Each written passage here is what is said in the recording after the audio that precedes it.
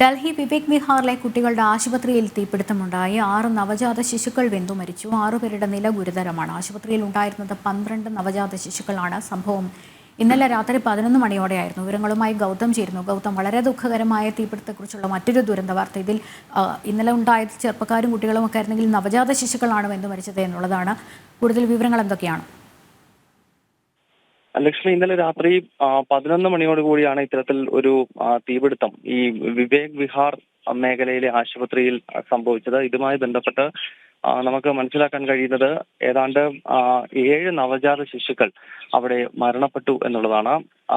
11ഓളം കുട്ടികൾ ഇവിടെ ആശുപത്രിയിൽ ഉണ്ടായിരുന്നു. അവരെ രക്ഷിക്കുവാൻ അധികൃതർക്ക് സാധിച്ചിട്ടുണ്ട്. പക്ഷേ ഈ 6 കുട്ടികളുടെ മരണം ഇപ്പോൾ, നവജാത ശിശുക്കളുടെ മരണം ഇപ്പോൾ ഔദ്യോഗികമായി സ്ഥിരീകരിച്ചിരിക്കുകയാണ്. നമുക്കറിയാം, കഴിഞ്ഞ ദിവസം ഗുജറാത്തിൽ നിന്നും സമാനമായ രീതിയിലുള്ള ഒരു ഡൽഹി വിവേക് വിഹാറിലെ കുട്ടികളുടെ ആശുപത്രിയിൽ ഉണ്ടായ തീപിടുത്തത്തിൽ നവജാത ശിശുക്കൾ 7 പേർ വെന്തു മരിച്ചു. 7 നവജാത ശിശുക്കൾ വെന്തു മരിച്ചു എന്നുള്ള അതീവ ദുഃഖകരമായ വാർത്ത ഗൗതമാണ് വിവരങ്ങൾ നൽകിക്കൊണ്ടിരുന്നത്. ഹാപ്പനിങ് നൗ ഇതോടെ പൂർണ്ണമാകുന്നു. നമസ്തേ.